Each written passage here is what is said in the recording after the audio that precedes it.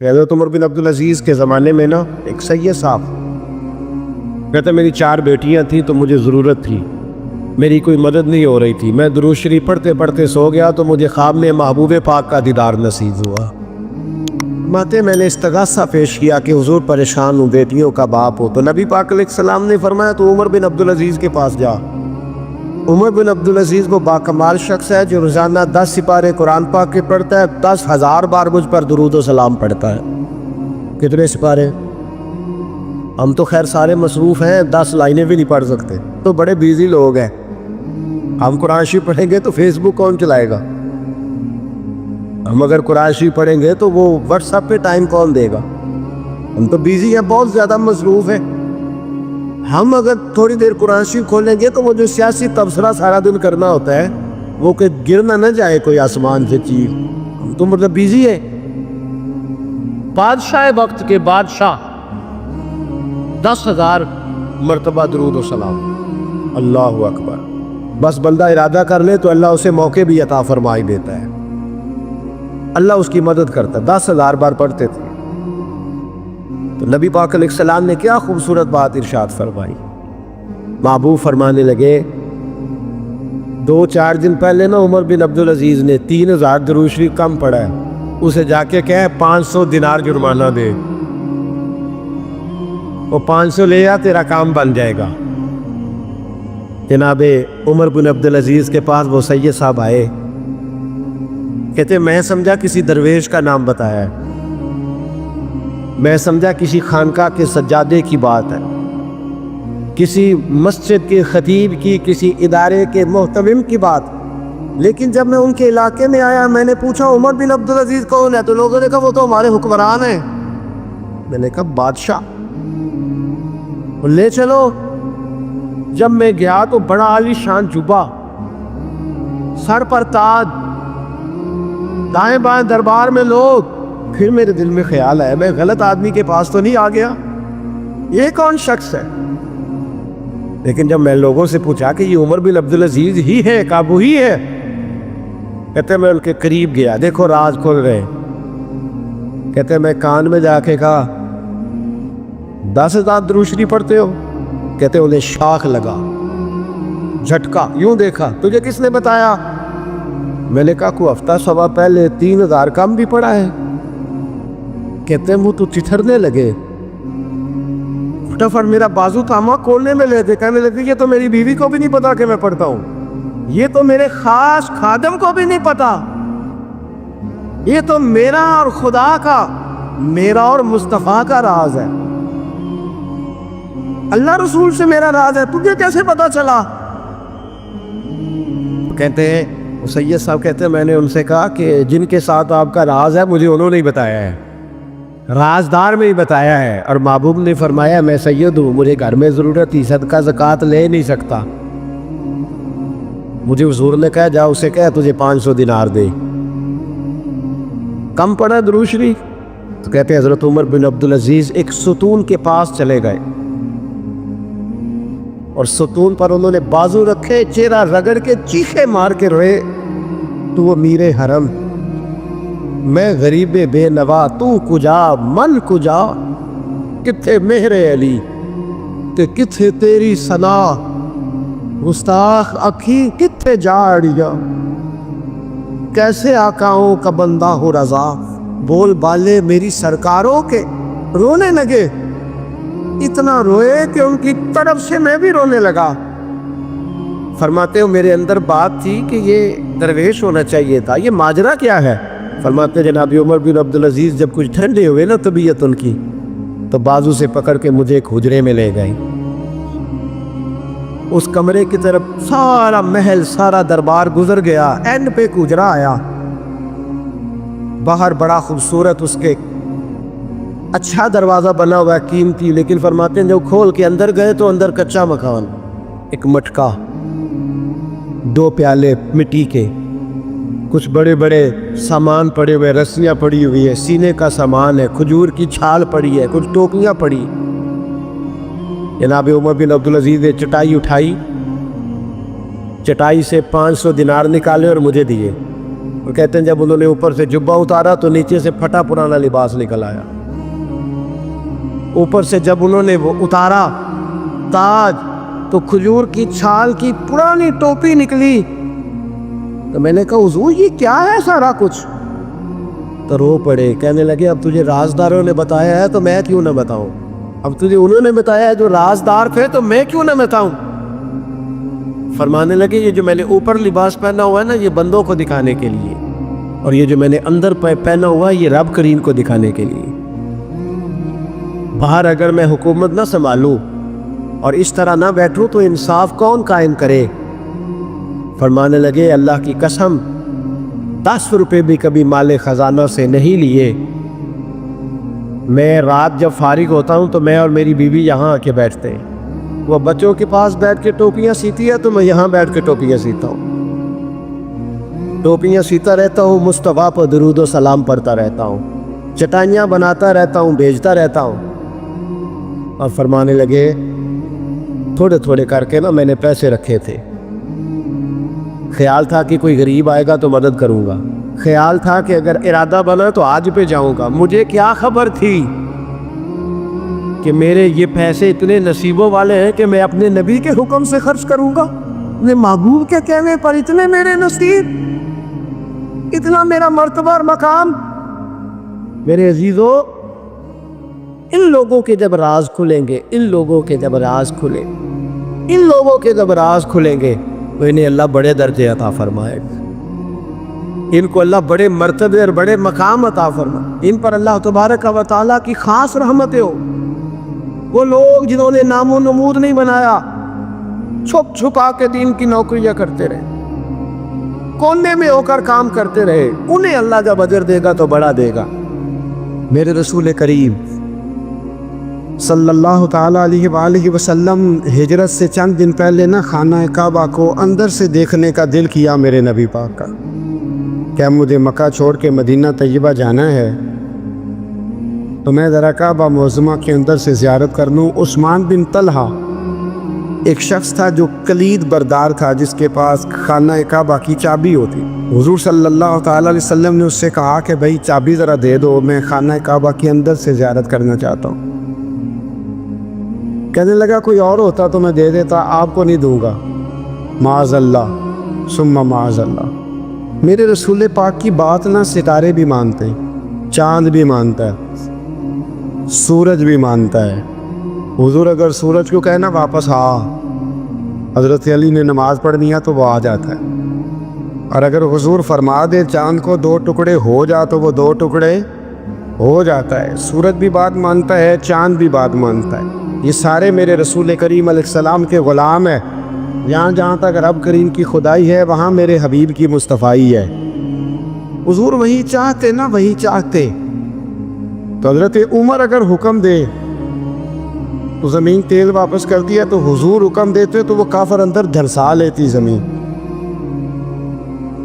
سارا کام اسی وقت ہو جاتا. لیکن حضور نے کیا فرمایا؟ عثمان بن طلحہ نے کہا نا کہ آپ کو چابی نہیں ملے گی. اللہ کے رسول نے فرمایا عثمان ایک وقت آئے گا جب یہ چابی تجھ سے میں لوں گا, اور جس کو میرا دل کرے گا میں اسے دوں گا. ایک وقت آئے گا کہ یہ میں تجھ سے لوں گا, اور پھر جس کو میرا دل چاہے گا میں اس کو وہ چابی دوں گا. میرے نبی کریم رؤوف رحیم سید عالم صلی اللہ علیہ وسلم نے وقت دیا. کتنا وقت لگا؟ 2 دن, 4 دن, 5 دن, 10 سال لگ گئے. حضور نے مکہ کو فتح کیا, حضور تشریف لائے. وہی چابی عثمان بن طلحہ کے پاس تھی. محبوب کریم نے بت توڑنے تھے, کعبہ کو ان سے پاک کرنا تھا. فرمایا لاؤ نا چابی کدھر ہے؟ عثمان کہتے ہیں حضور نے تو بات نہیں جتلائی, پر مجھے وہ لفظ یاد ہے کہ عثمان ایک وقت آئے گا, ایک سمجھیے گا بات کو, ایک وقت آئے گا جب چابی میں لوں گا, اور پھر جس کو میرا دل کرے گا میں اسے. پھر وقت آ گیا, پھر حضور نے چابی لے لی. پھر نبی پاک نے بت توڑے, پر قربان جاؤں مدینے والے محبوب کے طریقے پر. فدا ہو جائیں حضور علیہ الصلوۃ والسلام کے کمال درگزر پر. جب حضور فارغ ہوئے نا بیت اللہ کو صاف کر کے تو فرمایا کدھر ہے امیر عثمان بن طلحہ؟ وہ آئے تو حضور فرمانے لگے یہ چابی پہلے تیری خاندانی وراثت تھی، پھر میں نے اپنے وعدے کے مطابق لے لی، اب میں تمہیں واپس کر رہا ہوں، اب یہ چابی میں تمہیں واپس کر رہا ہوں، میں یہ چابی میں تمہیں دے رہا ہوں، لہذا اب تیری نسل سے بھی قیامت تک کوئی نہیں لے گا، میں تمہیں یہ چابی دے رہا ہوں۔ تو بھئی وقت کا انتظار کریں۔ اور عثمان بن طلحہ کہتے ہیں میں نے حضور کا یہ کمال کرم دیکھا تو میں کلمہ ہی پڑھ گیا، میں مسلمان ہی ہو گیا۔ وقت کو دیکھیں، وقت کا انتظار کریں، آنے والا ٹائم دیکھیں۔ ہم نا ٹائم نہیں دیتے، ہمیں جلدی بڑی ہے، کاروبار ٹھیک ہو جائے تو شام کو ہو جائے، بچہ تندرست ہو جائے تو پھر شام کو ہو جائے، مخالفین ٹھیک ہو جائیں تو شام کو ہو جائیں۔ ہمارے سارے کام شام سے پہلے بلکہ جو ولی بننا چاہتا ہے وہ بھی کہتا ہے 1.25 گھنٹے میں بنا دو، لیٹ نہ کرو۔ کیونکہ بہت سارے تو کہتے ہیں ایک نظر کریں، میں نے کہا آپ کوئی عمل بھی کریں نا، آپ تھوڑی محنت بھی کریں نا، کہتے ایک نظر کریں۔ ہمارے درویش کہا کرتے تھے کہ آج کل مرید کہتے ہیں نہ نماز پڑھاؤ، نہ روزہ رکھاؤ، نہ وظیفہ کراؤ، نہ کوئی اور کام کراؤ، سانو ایویں ہی بخشاؤ۔ تو بھئی اللہ نے خود 5 نمازیں فرض کی، رمضان کے روزے فرض کیے، زکوٰۃ فرض۔ تو جب اللہ نے ذمہ داریاں لگائی ہیں تو پھر کون ہے جو بغیر ذمہ داریوں کے آگے جائے؟ تو اپنی زندگی میں چیزوں کو سمجھے، غور کریں، وقت آپ کو دینا ہے، اور جب آپ وقت دیتے ہیں تو بہت سارے معاملات ٹھیک ہو جاتے ہیں۔ حضرت عمار بن یاسر بڑا شروع میں کلمہ پڑھا، ان لوگوں نے بڑی تکلیفیں اٹھائیں جنہوں نے آغاز اسلام میں کلمہ پڑھا، حالات اور طرح کے۔ حضرت عمار بن یاسر رضی اللہ تعالیٰ عنہ فرماتے ہیں کہ بڑی تکلیف دیتے۔ حضرت عمار بن یاسر رضی اللہ تعالیٰ عنہ کی جو والدہ ہیں وہ اسلام کی پہلی شہیدہ ہے، حضرت سمیہ ان کا نام تھا، اسلام کی پہلی شہیدہ۔ ان کے زیر ناف ابو جہل نے نیزہ مار کے انہیں شہید کر دیا۔ حضرت عمار بن یاسر رضی اللہ تعالیٰ عنہ فرماتے کہ میرے والد کو اتنی تکلیفیں دی گئیں کہ وہ ان اذیتوں کی وجہ سے دنیا سے پردہ کر گئے۔ حضرت عمار بن یاسر کو خود کافر اتنا مارتے تھے کہ وہ اپنے حواس کھو بیٹھتے تھے اور ایسی باتیں کرتے تھے کہ سمجھ نہیں آتی تھی کہ یہ عمار بن یاسر بول رہے۔ اتنی سخت اذیت دیتے، اتنی سخت۔ دکھ قبول محمد بخشا، راضی رہن پیارے، دکھ قبول محمد بخشا، بس راضی رہن۔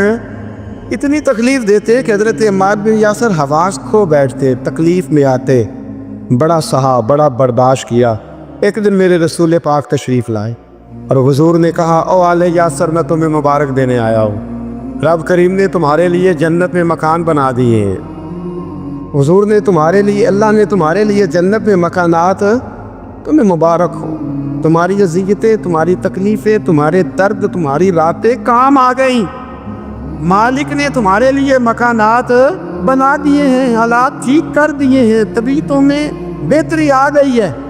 میرے محبوب کریم رؤوف الرحیم سید عالم نور مجسم شفیع معظم آقا دو عالم صلی اللہ تعالیٰ علیہ وسلم نے انہیں خوشخبری سنا دی۔ حضرت عمار کہتے ہیں پھر حالات بدلے، پھر میں نے جو مجھے اذیتیں دینے والے تھے میں نے انہیں گڑھوں میں گرتے دیکھا۔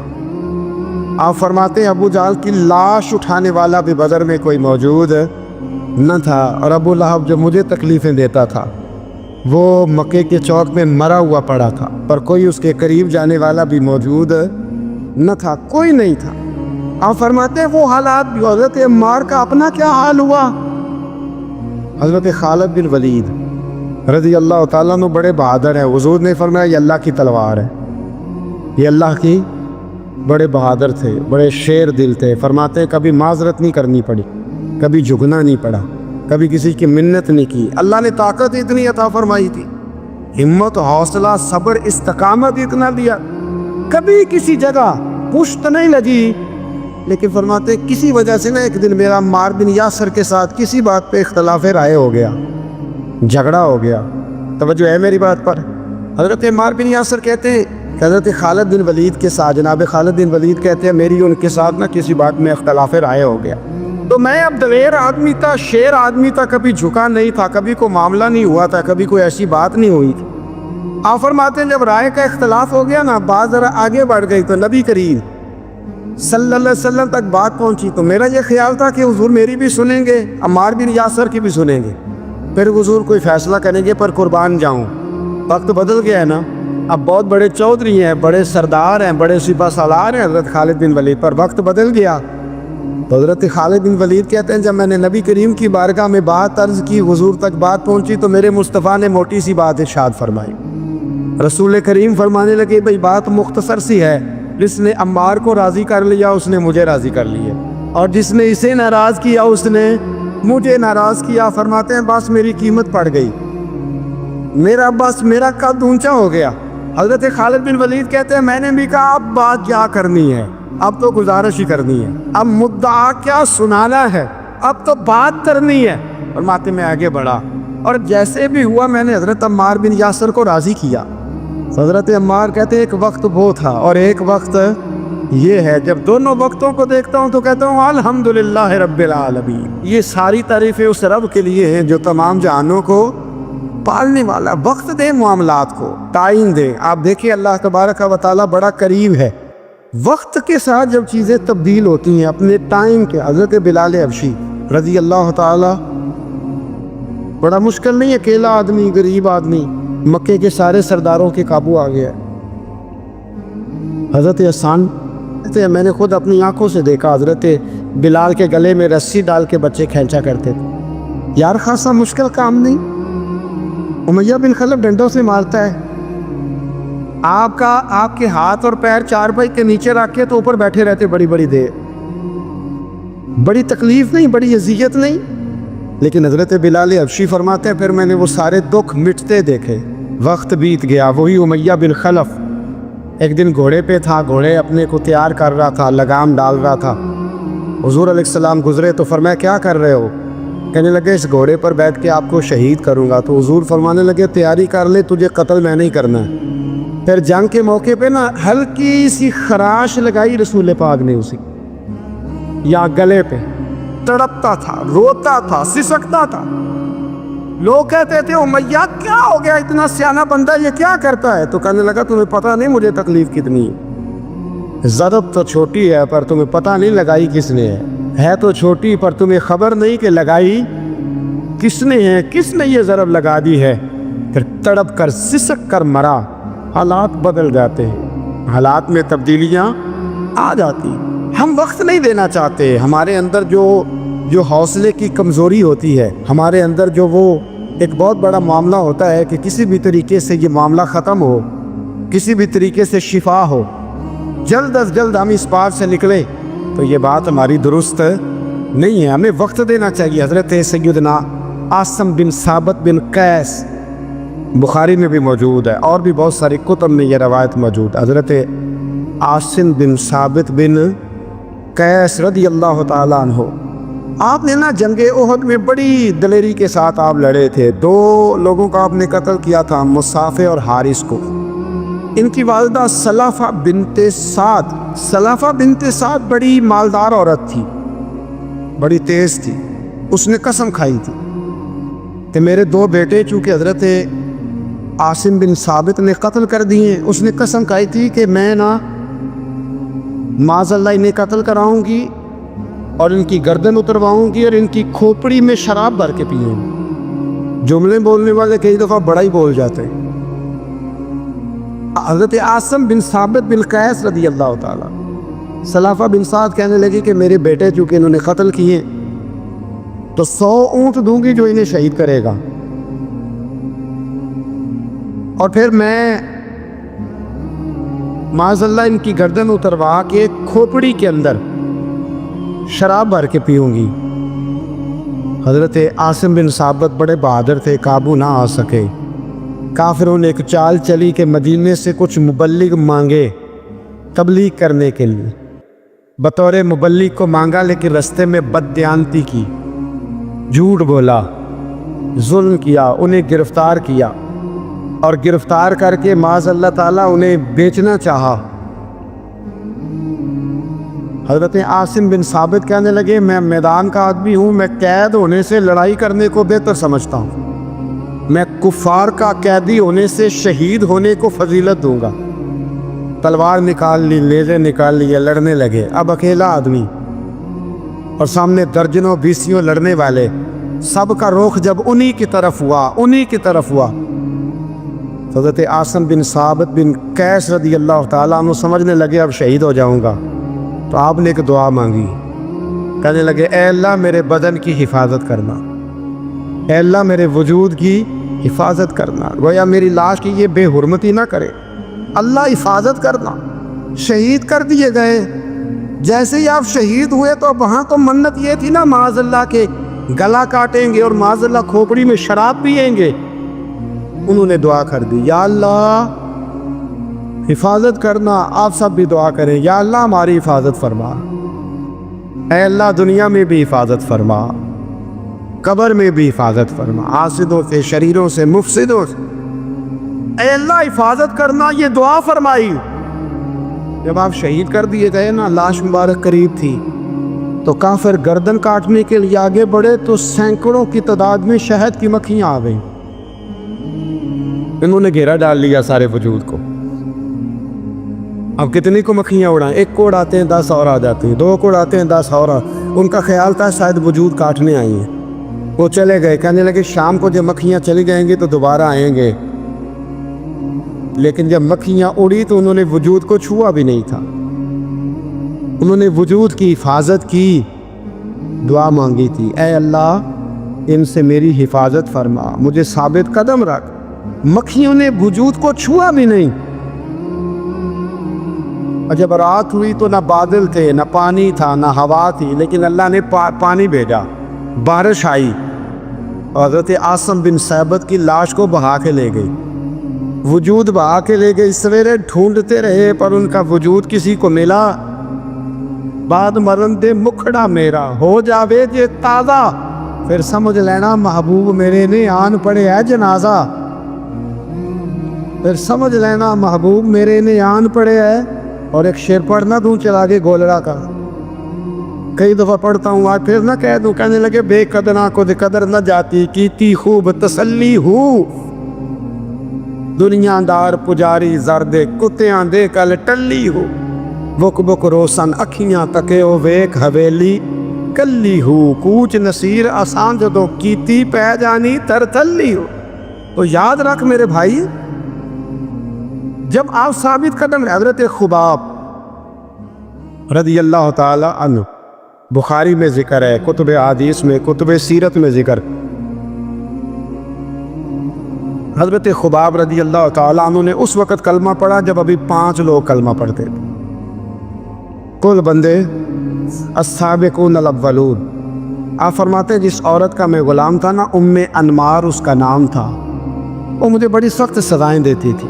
آپ لوہار کا کام کرتے تھے، سلاخیں، آپ کو پتہ ہے لوہار سلاخ رکھتا ہے پہلے آگ میں بھٹی میں، پھر وہ جب پوری طرح تپتی ہے پھر کچھ بنتا ہے، لوہار کا کام کرتے تھے۔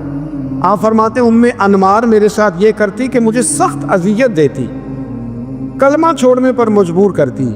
ایک دفعہ تو ایسے ہوا کہ اس نے کافروں کی ڈیوٹی لگائی، میں گلی سے گزر رہا تھا، مجھے نہیں پتا تھا ان کی پہلے سے تیاری، انہوں نے کوئلے جلا کے رکھے ہوئے تھے، مجھے پکڑا، میرا کرتا زبردستی اتارا، کوئلوں پہ لٹا دیا اور میرے وجود پر وزنی پتھر رکھ دیے۔ فرماتے ہیں میری چربی پگھلی تو کوئلے بجھے۔ یہ شہادت گاہ الفت میں قدم رکھنا لوگ آسان سمجھتے ہیں مسلمان ہونا، زخم پہ زخم کھا کے جی، خون نے جگر کے گھونٹ پی، آہ نہ کر لبوں کو سی، یہ عشق ہے کو دل لگی نہیں، اس میں بڑی برداشت کرنی پڑتی ہے۔ آپ فرماتے ہیں کہ حضور علیہ السلام نہ خانہ کعبہ کی دیوار کے ساتھ ایک لگائے بیٹھے تھے، میں ایک دن حاضر، مجھے بڑی تکلیف دیتے تھے، کہتے ہیں جب میں کام کر رہا ہوتا تھا تو میری مالکن آتی تو وہ نکال کے نا سلاخ تو میرے سر پہ رکھ دیتی، میرا سارا وجود زخمی تھا۔ حضور خانہ کعبہ کی دیوار سے ٹیک لگائے بیٹھے تھے، میں حاضر ہوا تو محبوب کریم بھی اٹھے، تو حضور علیہ السلام سے میں نے عرض کی حضور دیکھیں مجھے کتنی تکلیف دی جاتی، تو ابھی فرمانے لگے بس اتنی، فرمایا تم سے پہلے لوگوں کے سروں پر آرے رکھ کے 2 حصوں میں چیر دیا جاتا تھا، لوہے کی کنگھیوں سے ان کے وجود ادھیڑ دیے جاتے تھے، پر وہ سی نہیں کرتے تھے، اف نہیں کرتے تھے۔ میں خبردار بس کتنی۔ اور پھر میرے حضور نے ہاتھ اٹھائے، کہا اے اللہ خباب کی مدد فرما، اے اللہ خباب کی، اتنے لفظ ادا کی۔ حضرت خباب کہتے ہیں پھر میں نے وقت کو وقت دیا، پھر میں نے حالات کو وقت دیا، پھر میں نے اپنے محبوب کی دعا کو قبول ہوتے دیکھا۔ فرماتے ہیں وہ میری مالکن یہ مجھے تکلیف دیتی تھی، اذیت دیتی تھی، پر اس کا حال یہ تھا کہ اس کے سر میں درد اٹھا، اور جس طرح کتا چیختا ہے جب اسے مارا جاتا ہے تو وہ چلاتا ہے، اس طرح وہ آوازیں نکالتی۔ پھر وہ بہت بڑے طبیب کے پاس گئی تو اسے کسی نے کہا کہ لوہے کی سلاخوں سے اپنے سر کو دغوایا کر، داغ دیا کر، اسے جلایا کر جگہ جگہ سے، تاکہ تیرے اندر کا درد ختم ہو۔ تو آپ فرماتے ہیں پھر لوگوں میں نے صبر اور استقامت کا رزلٹ دیکھا کہ وہ جو مجھے بطور سزا میرے سر پہ سلاخیں رکھتی تھی، پھر وہ بطور دوائی منگانے لگی۔ میں سلاخ گرم کر کے لاتا، اس کے سر پہ رکھتا، فرماتے ہیں پھر اسے سکون ہوتا، پھر وہ تڑپتی، اور چونکہ مجھے تو وقت یاد تھا نا، کہتے ہیں لیکن میں مصطفیٰ کریم کا کلمہ پڑھتا تھا، میں نے کبھی دوبارہ پلٹ کر اسے یہ بات یاد نہ کرائی۔ آپ وقت دیں، ماحول کو ٹائم دیں، آپ دیکھیں، ہاں یہ ضرور دیکھ لیں کہ آپ کے ضمیر کے اندر کوئی ایسی بات تو نہیں، کوئی ایسا معاملہ تو نہیں کہ جہاں آپ غلط ہیں، اور اگر ایسا نہیں پھر آپ وقت دیں آنے والے اسباب کو۔ ہم نہ بڑی جلدی ہے، ہمیں دعا کرائی ہے تو آج شام تک مسئلہ ٹھیک ہونا چاہیے، دعائی کرائی ہے تو تب یہ شام تک ٹھیک ہونی چاہیے۔ اگر ہم راہ حق کے مسافر ہیں تو شام کو ہمیں قرب الہی مل چکا ہو، حضور کی بارگاہ کے ہم حضوری ہو چکے ہیں، ایسا نہیں ہے۔ آپ وقت دیں، سفر کو جاری رکھیں، تسلسل کے ساتھ سفر کریں، سفر کے لیے جتنے اسباب کی ضرورت ہے وہ سارے اکٹھے کریں، محنت پوری کریں، جدوجہد پوری کریں، ہمت پوری کریں، لیکن پھر نتیجہ اپنے رب کریم پہ چھوڑ دیں، پھر رزلٹ اپنے اللہ۔ کئی دفعہ ہماری چاہت اور ہوتی ہے، اللہ کی حکمت اور ہو، تو اللہ کی حکمتوں پر بہت ساری چیزوں کو چھوڑے۔ دعا کرتا ہوں اللہ کے حضور اللہ ہمیں سمجھنے کی توفیق عطا فرمائے۔